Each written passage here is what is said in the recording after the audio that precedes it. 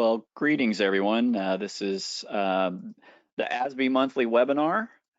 I'm Greg Freeby, the Executive Director of the American Segmental Bridge Institute. I want to welcome you to our June webinar. If you're not already following me and the American Segmental Bridge Institute on LinkedIn, I'd encourage you to do so. It's a great place. You'll see announcements about upcoming webinars and seminars and other activities. Of course, all of that information is also available on our website, but sometimes LinkedIn is a great little place to get some reminders every now and then. Our presenter today is going to be Harry McElroy. I'll introduce him later. Hopefully that's what you're here for, our June webinar. We're going to be talking about opportunities for launching gantries and precast segmental construction, a little more detailed instruction on segmental. I'll go through some announcements real quick before we get started with our presentation. Just as a reminder, we are doing webinars every month. They're the last Wednesday of each month from noon to 1 Central Time.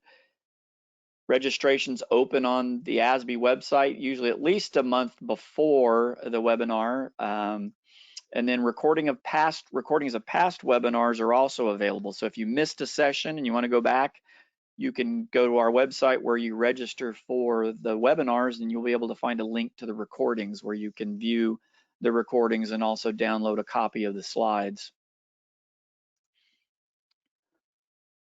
Our July webinar is on July 26th from noon to 1. Mr. Matthew Adams from Hardesty in Hanover is going to talk about the Birmingham Viaduct project.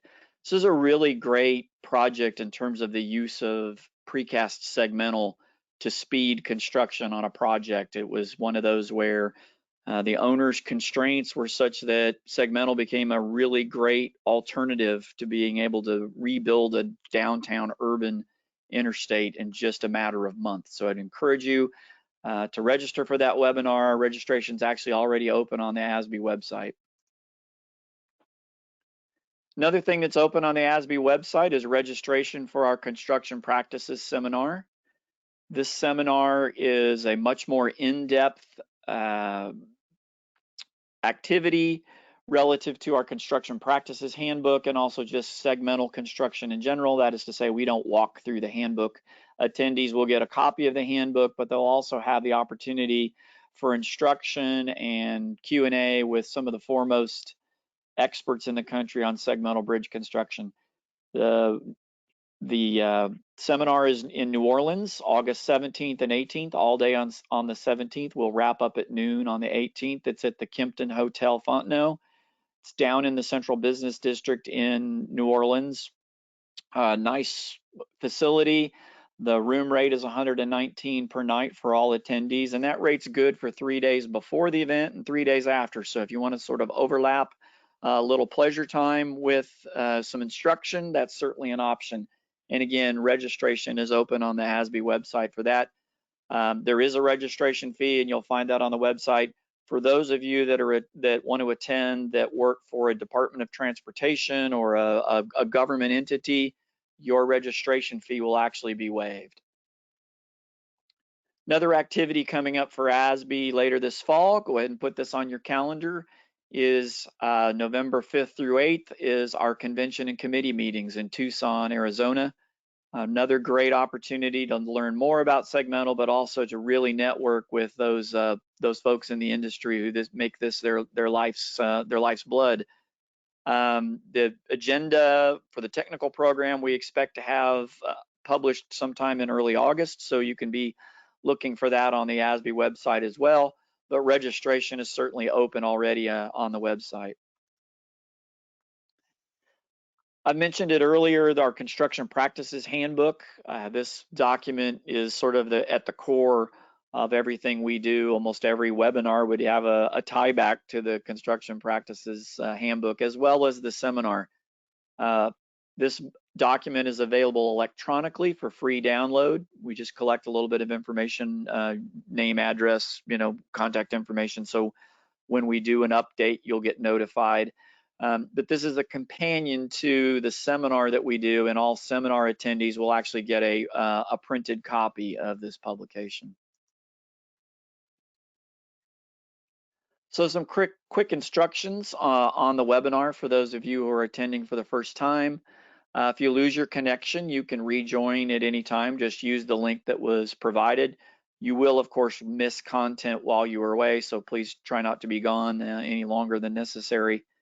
We will issue certificates of attendance, that is professional development hours, through RCEP for those who meet the minimum time required in the session. And if you think about it, we're trying to be as close to an hour of total time as we can be. So if you miss half the session, you're not likely to get a certificate. Having said that, if you'd allow us a week to get your certificates to you via email, that allows us to go in and do those quality checks to ensure everybody attended and that we have the right information. We'll also be doing Q&A at the end of today's session. You can submit your questions. If you're on a desktop, you should be able to click a little questions pane to input any question you have. Go ahead and do those as the presentation is going. We like to collect the questions as we go, and then at the very end, we will do a moderated Q&A session. If you're working from a mobile device, you should have a little question mark that allows you to also submit questions. This is the mandatory slide from our continuing ed provider, RCEP, that demonstrates that we are meeting RCEP requirements for issuing of your certificates for attendance. Our Q&A moderator today is Mr. Wade Bonzen with FIG Bridge Inspection. He has a BS degree from New Mexico State University and a master's from the University of Texas at Austin. You can see on screen, I won't read all of this to you, but Wade has extensive experience in the segmental industry, and we're glad to have Wade joining us to do the Q&A at the end. So with that, I will introduce our speaker and then in a minute turn it over to him. Our speaker is Mr. Harry McElroy with McNary, Bergeron, and Johannesson. Harry has been working for a number of years in the segmental bridge industry. I see I have a typo that says tiers. He'd probably agree that, you know, there are some tiers involved in doing construction projects. My apologies. But his notable activities that he's been involved in recently are some of the larger projects that have been constructed here of late. The I-395 project in Miami, the I-5920 Birmingham project that's going to be featured in our webinar next month, and also the US 181 Harbor Bridge project. So with that, I'm going to, I hope, turn over to Harry in just a second here.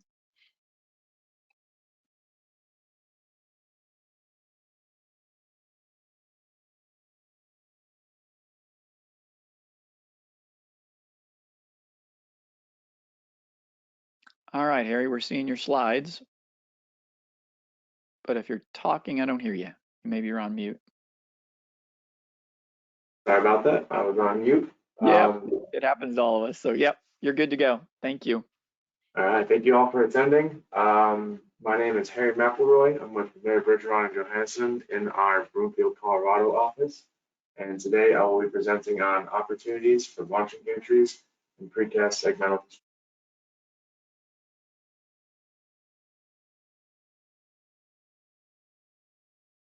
In this presentation, you'll be able to reference recent, current, and upcoming projects that use launching gantries, understand the launching and erection sequence of launching gantries, and recognize the advantages and challenges that launching gantries offer in comparison with alternative erection methods. To start, we should probably define what we're talking about. My definition for a launching gantry is a piece of equipment used to erect precast bridges consisting of main girders, an overhead trolley, and movable supports or legs to hang a bridge span until it is self-supporting before being able to launch itself to the next span. Here we can see the gantry used in Corpus Christi, Chicago MRT, and the articulating gantry on Hart. I should preface, most of the gantries featured in this presentation are from Deal of Italy, but there are other manufacturers out there, such as Bird, B-E-R-D. Deal is just a company that over time, we've done a lot of projects together. Components of the launching gantry, we have our main girders, which are the longitudinal members that span at least 2 spans for launching, sometimes referred to as a trolley, and that's used to lift segments or PT jacks, heavy equipment, and deliver it anywhere underneath the gantry. Front and rear erection supports. These are used when these are engaged when we're hanging a span, as well as utilized for launching. And then the auxiliary launching support, which is typically inactive when we're hanging a span, but is used to shuffle the legs forward. Gantries have been used across the whole world. I'm going to focus on the ones that I'm familiar with. We've got the HART project in Honolulu, the Chicago MRT on the north side. Corpus Christi is the main feature, and then as well feature some slides on Cartagena. Gantries are utilized for many different erection methods. Span by span method, we deliver segments one by one, and then make them integral with the piers. Full span, where the entire span is erected off-site and then post-tension and delivered in place. This is typically more common when we're doing railroad projects where each span is simply supported. And balanced cantilever, where we have a lighter truss that's used to erect the head span, and then once we've got our cantilevers and we're able to make the span continuous at the closure in the center, then we're able to launch forward. This one is a little less common. It does require some side access, typically, unless we're doing a rear feed, but these gantries can be used for that. Another mention is underslung. These are typical to the other span by span upper gantries. However, these ones tend to be a little bit limited in their application since they need geometry gets very complicated if there is curvature.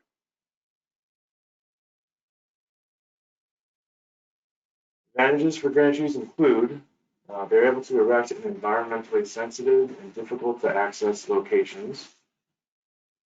Anything that touches down the ground. They have a very efficient erection cycle for long and repetitive projects. They have for geometry, they're very easy to adjust. Acts on the supports as well as the winch. Provides easy access for PT stressing, epoxy application, forming for closures, etc. There are some drawbacks. This equipment is product specific, so it's not something that's available off the shelf.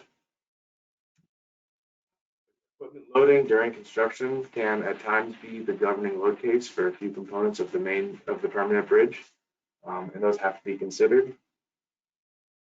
And it's a linear erection scheme, so while it's a repetitive cycle, unless we're adding more gantries to the project, you can only go one direction, and there's a high upfront cost. To teach more about the erection and launching cycle, I'll focus on the US 181 Harbor Bridge, specifically on the approach spans. This bridge is located in Corpus Christi, Texas. It replaces the steel arch that was completed in 1959. Clearance over the port from 138 feet to 205 feet. There's also a 1,661-foot cable-stayed main span that, if it's completed before Gordie Howe, will be the longest span in a cable-stayed span in North America. And launching gantry was used for erecting the 7,500 feet of approaches. Everything is bigger in Texas. The gantry for this project was the L120 by Deal out of Italy. It is 543.77 feet long. It weighs nearly 3 million pounds. It's used to erect typical 180-foot spans with a maximum span of 207 feet. And weighs over 3.5 million pounds. with the heaviest single segment weighing 222,000 pounds. Start our launch, we've got our rear support providing longitudinal restraint. We're also supported in the front. We've got our winch gantry, which tends to be centered over the span for geometry. And then the front leg is just hanging in the front, and the auxiliary support is just hanging in the back. Go forwards, first we've got to go backwards. We start by moving the winch gantry back, as well as the auxiliary support, so that we can launch the main girder forward.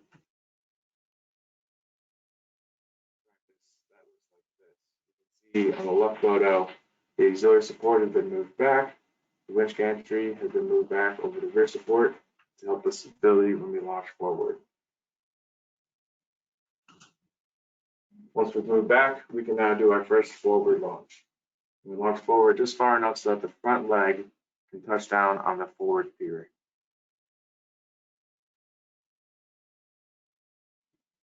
In this photo, it's the in-person version of the previous slide, where you can see the front leg just touching down on the forward pier.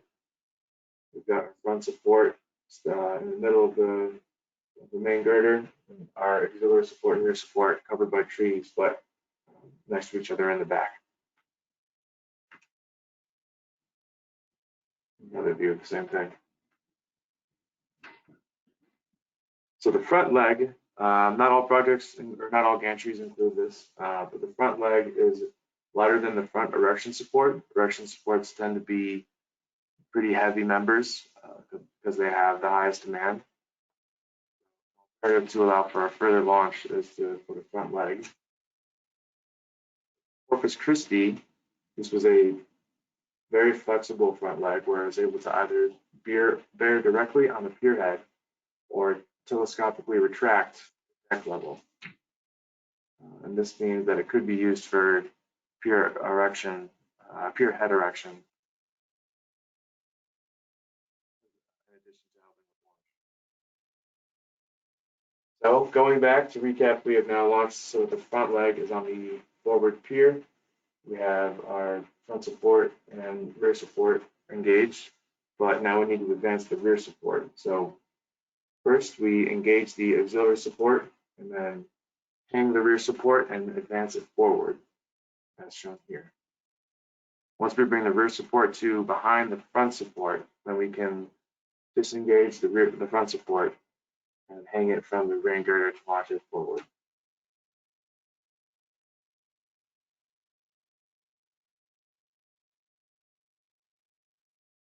Here's us advancing the front support to just behind the front leg.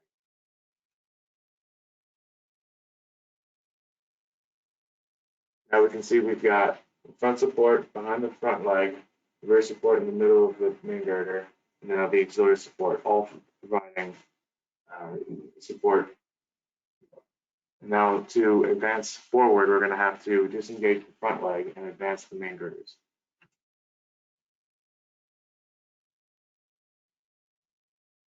Along the way, once the main girder is centered over the rear and front supports, we disengage the auxiliary support and hang it to the main girder as well, and advance it to just behind the rear support.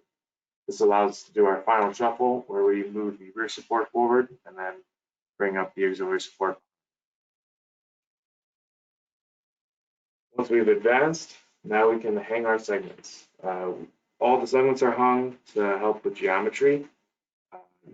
With the span weight, we found that the deflection at mid-span for this gantry was around 4 inches. So to account for that and not have to constantly readjust, it's much easier just to hang all the segments first and realign them for your final geometry.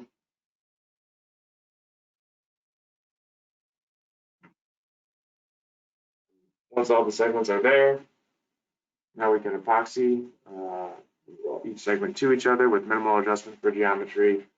With all the segments together, we can cast our wet joints to be integral with the piers and then stress PT. Here you can see, in bad weather, you can see the wet joint at the end to make the span integral with the pier segments.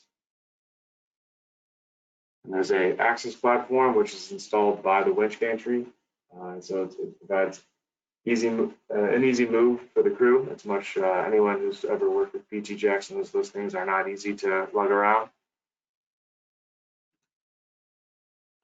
So for this project, each northbound and southbound were separate bridges.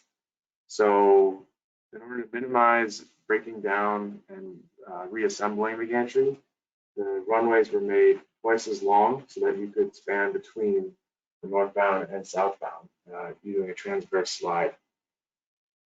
Negated the need to disassemble and reassemble in a few locations. And it just required some extra gantry moves to back launch to erect the opposite bound until the piers were cast ahead of them. Here we can see a clip of the side shift about halfway between.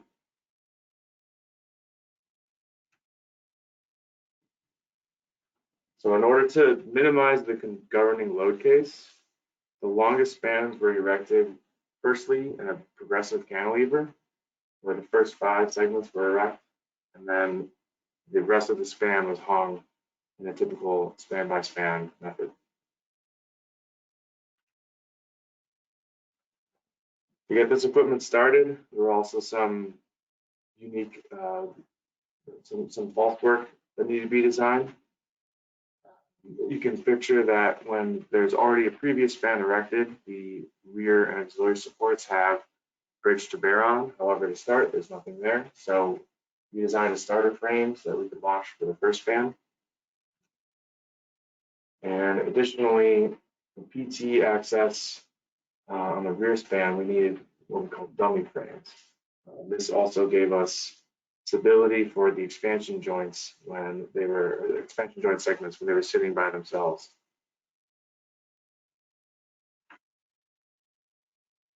Being located on the Gulf Coast of Texas, there are hurricanes.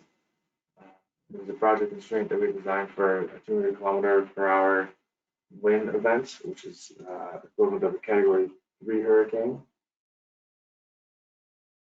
We have a hurricane tie down. So in this case, the gantry would be back launched to a secure span. You can picture the gantry as kind of a big sail in a hurricane event. And it was enough of a wind load that only a certain number of spans were designed to have the foundational resistance for this wind load. So these secure spans we had the back launch to, back to the front leg down to the deck, tie down the auxiliary for the launching support to the deck, and install props and tie downs at the front and rear trusses. Another project I'd like to go over the launching and erection sequence is the Cartagena, which is a very similar project to the Washington bypass. They use the same gantries, or at least the main trusses. For Cartagena, it was a 550-foot gantry that weighed 203 kips. Typical span was 129 feet or 37 meters. And for Cartagena, it was with 230 kip tub girders. What was notable about both of these is that they used a top-down construction method where at the leading tip, there was a pile driver connecting with a hammer. So you can install piles without having to touch down in the water. Both of these projects were bridges erected over very sensitive areas. So that made this a very attractive option. The project is located north of Cartagena on the way to Barranquilla, and it's providing northbound lanes that are on the right here for 90A. The project was 3 miles long and had 133 spans, consisting of 391 precast tub girders. The odd number is because there was one gore area that had 4 spans. You can kind of see the turn back here. Similar to the Washington bypass, they use a pair of Deal L43s that were repurposed here. So in the erection and launching sequence, we start by driving piles for the ahead span. They were precast piles, and there were 6 per pier. 6 per pier. Crawlers were used to deliver these piles from the rear, lift them over the erection supports, and drop them into the pile hammer, which was then tilted upwards vertically so that they could hammer each pile. In plan view, the trusses were oriented so they could go exactly where the pile was to be located. Once the piles were erect, then a precast pier cap was dropped in place. Similarly, it was rear fed and delivered in front using the winch. Once the pier cap was there, they were made integral with a closure. And this photo is actually from Washington, but once the pier cap was complete, then we can deliver each of the beams. Once beams are delivered, we have 2 spans to which we can do simultaneous work. So on the head span, formwork can be placed in rebar so that we can place our top deck slab. On the span behind it, we're letting that span cure. And the erection cycle allows for, or excuse me, the launching cycle allows for us to not touch that second span until it has gained sufficient strength. So all of the pile driving and pier cap activities are done together. And this method was efficient enough that per gantry, we could erect 2 spans per week on Washington bypass. So 4 spans total on the project per week. Here's an aerial shot of the precast yard at Cartagena. You can see we've got pier caps, tub girders, and piles. This has been covered much more in depth by Matt Williams in the 2018.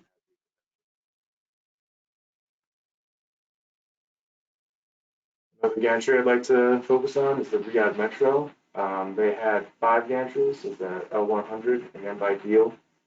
This one was 293 feet long, weighed 1,150 kips, had a typical span of 115 feet, each span typically weighing around 1 million pounds, and a typical 7 weighing 110 kips.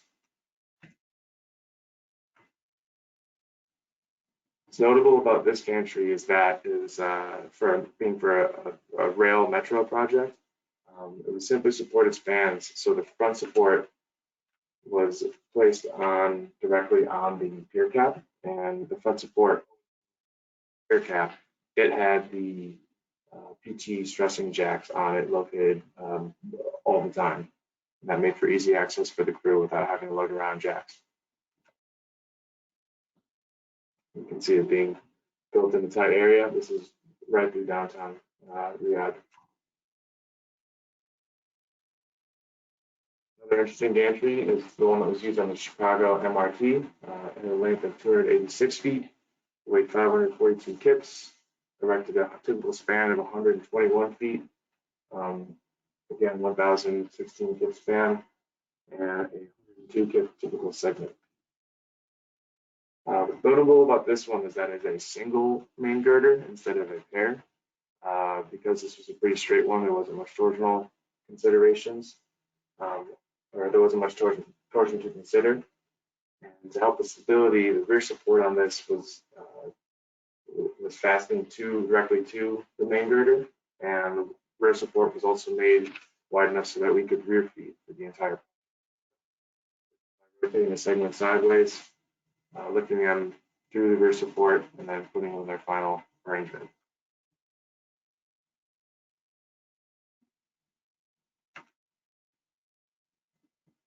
Another notable aspect of this gantry is that wheels were used for the rear support. Typically, they're just steel directly bearing on concrete. However, for this one, they were able to put wheels on it that just rolled along the completed span, made it easier for launch. The Veterans Memorial Bridge in Florida. This is our beam side shifter. It's a 182 feet length gantry. The gantry itself weighed 203 kips. Typical span was 148 feet, and each beam weighed 210 kips. You can see the supports. The front and the rear supports were the same, just mirrored.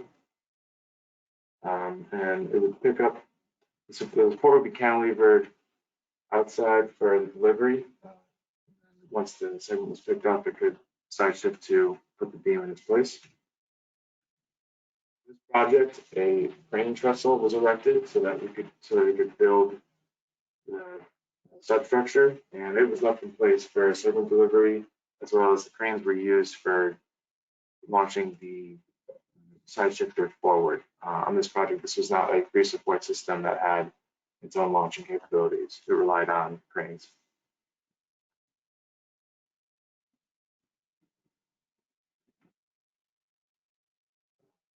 Next is the heart gantry. There were 3 gantries on this project, but the more notable ones are the articulating gantry.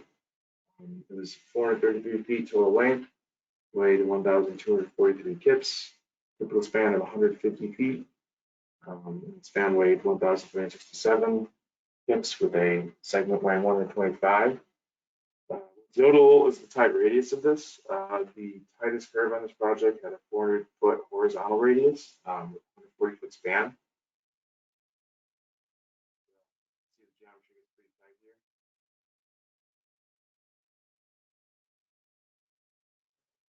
Here we can see the segment delivery.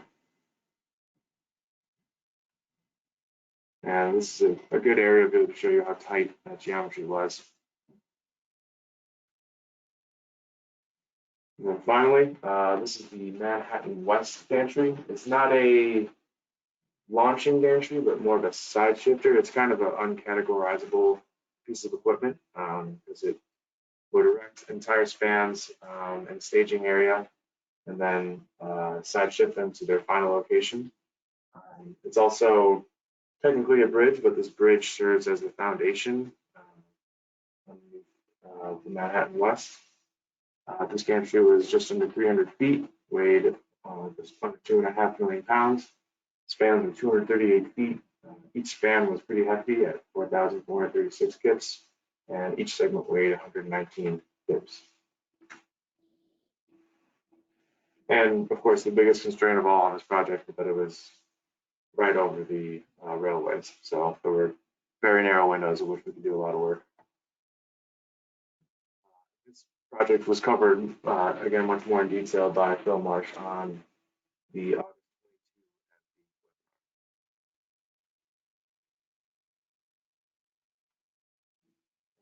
22. I think I wrapped it through that, but if there are any questions, I'm happy to take them. Okay, great. All right. Yeah, thank you, Harry. I will now then turn over to Wade Bonson as our Q&A moderator to walk us through some of the questions we've had come up so far. So go ahead, Wade. Okay, great. Well, thank you, Harry. Lots of really interesting equipment there, pretty wide range of applications for sure. Forgive the generalness of these questions, but can you talk a little bit about the typical costs, if anything can be typical with these things, what these gantries typically cost? Maybe give a couple examples. Yeah, so the gantry design typically costs about as much or a little bit more than the gantry itself. And the gantry being made of steel, I think you can expect it to be in the millions of dollars. So I think 5 million is a good not knowing anything about the project estimate for the cost of acquiring a gantry.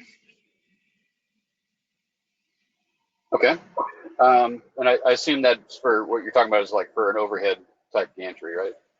Yeah, an overhead self-launching gantry. Mm-hmm. Have you seen, you know, if contractors are making an effort to reuse this equipment on multiple projects? Is that something that is a focus for contractors when they're, you know, perhaps looking at a particular job and trying to figure out how to chase it? Yeah, so the Washington bypass in Cartagena is a great example of 2 projects that had similar designs and they used the exact same trusses. they only had to do minor tweaks. For example, the supports, since they bear on different pier caps for each of the projects, they had to fabricate new ones for Cartagena. But anytime that you can reuse a gantry, I mean, oftentimes a gantry on a project with a larger span is more than adequate for another project 20 years later with a shorter span, and that has happened many times. Our own firm has checked a gantry for use on another project a decade after its initial use.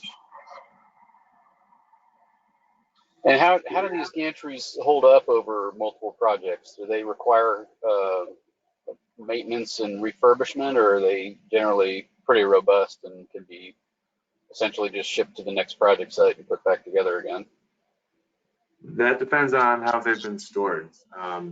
If some of the older designs also had some details where it was difficult to inspect. Sometimes the steel, if it's been left out for too long, it requires some inspection.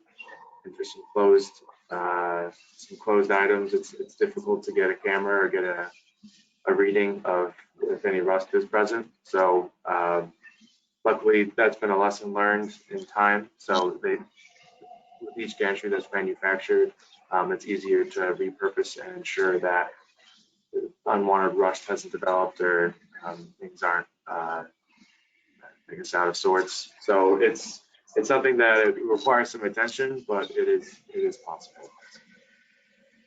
Okay. Another question here: what is the typical amount of time that's required to assemble a gantry after it's been shipped to the site and get it ready for use? A few weeks on the light side to a few months. Oftentimes the gantry it's usually a big enough piece of equipment that it's not delivered all together. That's a confluence of maybe some parts are manufactured in different parts of the world, but that once everything is on site and they're able to get it out of the sea containers, then it's a few weeks to assemble, or a few weeks to a few months to assemble the whole thing. Okay. Just in general, have you observed any trends in the industry? Has there been an effort to try to streamline the operations of these pieces of equipment, or are things seeming to get more complex and more costly over time? I've noticed with design build, it's easier for the contractor to have input on what gantry they would like to use and what loads are associated with that, so the designer can include that in the design phase when they're making their bridge. So that's been a nice streamline as opposed to the design bid build where what was assumed by the designer might not be accurate with reality. So that's a big help. Another is we're seeing with CMGC that also has a similar effect where in design and with the collaboration of having the contractor's input, these loads can be considered. And then as well as the reusing one, like Cartagena, there was not really much, there was a lot less to check or a lot less to design because a lot of cases were already covered by what was designed for in Washington bypass. So reusing them is very helpful.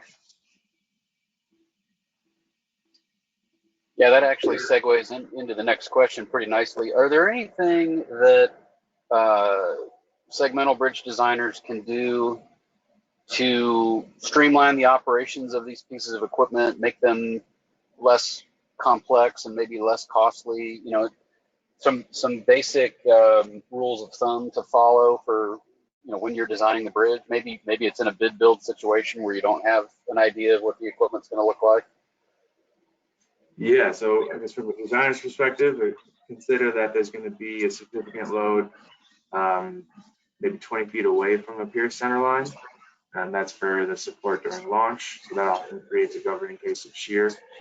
Another is to, if you can, especially the earlier you can integrate it, the better, but have tie down poles for these supports. That's a little bit difficult and don't know exactly where the support legs want to go. But if you know that there's going to be a hole for you to put a tie down, then the gantry manufacturer can design around that.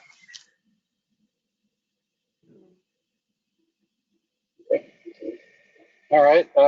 Got a question here about safety and stability. What measures are contractors, and maybe your firm is helping with this, are being undertaken to kind of eliminate or minimize user error, ensure stability, basically, the safety aspects of using a big piece of equipment like this? Mm-hmm. Yeah, so doing gantry kinematics is a large part of that component, and that's something that we do, where we look at how to move this gantry to launch in every span, and that way we can identify, especially in complicated areas like gores, what movements need to happen in order to gantry get pointed the right direction, as well as to find out which spans are the actual critical cases per design. And along the way, we make sure that we get our support reactions, we have overturning factor of safeties, we calculate those at every phase so that we ensure no movement that's required to build the bridge is outside of a comfortable envelope. That being said, I think ways to minimize operator error, we strongly advocate for support tie downs. In our experience, even though it's designed often to not require an actual tie down for a support, and all of the anticipated configurations don't require it. Whenever an accident does happen, it can often be mitigated by having a tie down.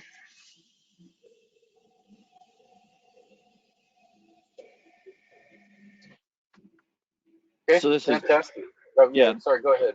This is Greg Freeby. I'll just I'll step in, not so much as a question as maybe a comment even to our attendees, because we had a question sort of about how do you accommodate these in design, and Harry had a great answer about, it's a lot easier in design build. But I will say, for those of you find yourselves in an actual design bid build, and you're sort of wondering, well, heck, what can I assume? It's a great opportunity. Honestly, I hate to plug ASBI, but it's a great opportunity, for you as a designer, to reach out to the American Segmental Bridge Institute, because we can put you in touch with contractors and some of the engineering firms like McNary, Bergeron, and Johansson that do this kind of work all the time, and certainly are available to help provide some advice. Obviously, I know some people are concerned about, well, does that give a contractor a leg up? But most owners understand in the early phases of a project development, giving contractors a glimpse and some input even into a traditional design bid build is not a bad idea. It helps you ensure that the project you have certainly is buildable, because obviously I heard a construction engineer say the other day, who works for a construction company, he's like, no matter what I assume in my work and my design, it's going to be wrong. The contractor is going to have a different idea. And it's like, well, it's not really wrong. It's a method. It ends up not being necessarily the method that the contractor would like to do. And so, again, just kind of piggybacking off of what Harry mentioned about design bid build, again, there are some resources, and most notably, you can come through ASBI, and we can work at it, even if I'll say you need to keep your project clean in terms of anonymity, in terms of where it is. We can work on that as well, so we can help you. Other thing I wanted to ask you, Harry, can you illuminate a little bit about sort of production rate? You mentioned in one of the earlier projects that you kind of talked about getting 4 spans a week, I think it was. And I know this sort of depends on the length of the spans and the method of construction. And so maybe could you just comment a little bit about rate of production? In other words, once the team kind of hits their stride from a sort of project duration estimation, what does a rate of production look like for, I will say, kind of a typical span by span, and maybe even if you want to talk about some precast balance cantilever. I put you on the spot. So a typical span by span a week is a good estimator, because it's about 1 day for segment delivery, and then another for putting forms and casting your casting your closures, your wet joints, and then you got to let that cure for a few days, and that's your dead time, so that you can I guess do all extraneous stuff or preparation, feeding strands and your PT ducts. But then once your closure has, or wet joints, once they have sufficient strength for PT, then you're pretty much off and running for the next span. And I know on Corpus Christi, the crew got it dialed so that the launch was 1 day. Wow. And then for balance cantilever, it's I guess similar problems, but different order of operations where you can feed segments, and you've got about a week for a balance cantilever per span. Okay. And then you also mentioned about articulating gantries, and are there kind of, what's the philosophy in terms of a limit on horizontal curvature, or is it just sort of whatever you can design in segmental you can also accommodate on a articulating gantry, or does the gantry design then control? For as small as what I've seen, which is that 400-foot radius, that was even outside the design envelope for the hard articulating gantry. But what can be done is in those really tight curves, you can add false work to allow for some tighter configurations. So sometimes it's not just possible to draw a cord across the piers with the supports of the gantry. Sometimes you can add additional false work to support supports of the gantry so that a maneuver or a span can be erect from it. So if it gets tight enough, it becomes more of a, well, what are we allowed for the project constraint? Wow, that's okay. That's great. That's great. All right, Wade, did we have any other questions in, or? Yeah, there's another question that popped up in the question box here. So the gantry that's used to drive piles out at the tip of the gantry, during the pile driving operation, was the pile driving equipment anchored down to the ground, or was it suspended out on that cantilever of the gantry during the actual striking of the piles? It was cantilevered off the end of the gantry. Then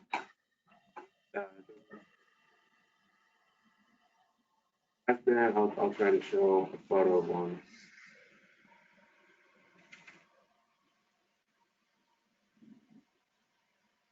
Yeah, you can see on the left, we're tilting up the pile, and then the hammer is on the top of the right photo. It's cantilevered out, and the gantry is sitting on its front and rear support. And sometimes, if vibration is a concern, there might be another support.